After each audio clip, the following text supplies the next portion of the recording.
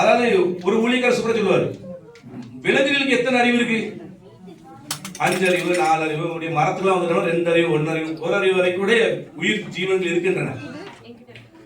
6 அறிவு உள்ள மனுஷன் செஞ்ச பாவத்துக்கு 5 அறிவு விலங்கின் ரத்தம் செல்லாது.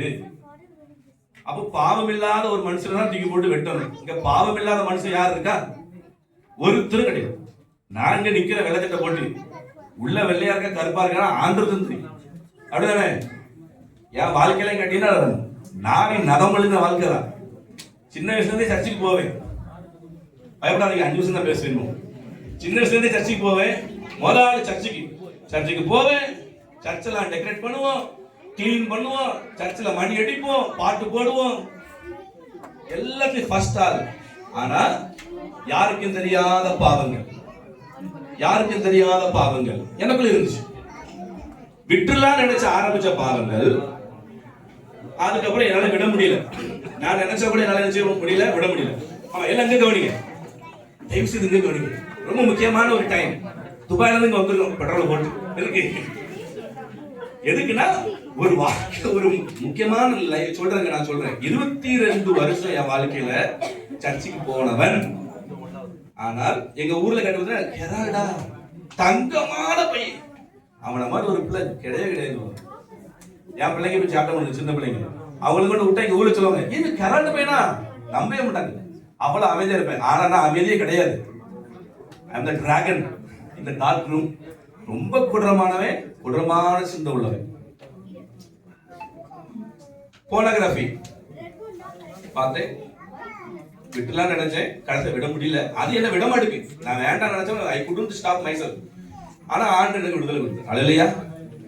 இந்த மாதிரி பாவம் அது மட்டும் இல்ல, சில பேருக்கு குடிக்கிற ஒரு பாவம் இருக்கும், பான்பராக் போடுற ஒரு பாவம் இருக்கும். இது மாத்திரம் இல்ல, கோபப்படுறது, பொண்டாட்டிக்கு விரதமா தவறு செய்யறது, கணவனுக்கு விரதமான தவறு செய்யறது, பிள்ளைகளுக்கு விரதமான துரோகம் பண்ற காரியங்கள், இப்படி பாவம் நம்ம சுத்தி இருந்துகிட்டே இருக்கும். பைபிள் வசனம் சொல்லுது, பாவம் உன் வீட்டு வாசற்படியில் படுத்திருக்கும். அப்போ எங்க வீட்டு வாசற்படியில பாவம் இருக்குன்னு வச்சுக்கோங்களேன். இப்ப நான் எங்க வீட்டை தாண்டி வெளியில போறேன். இப்ப நான் எதை மிதிச்சு வெளியே போறேன்?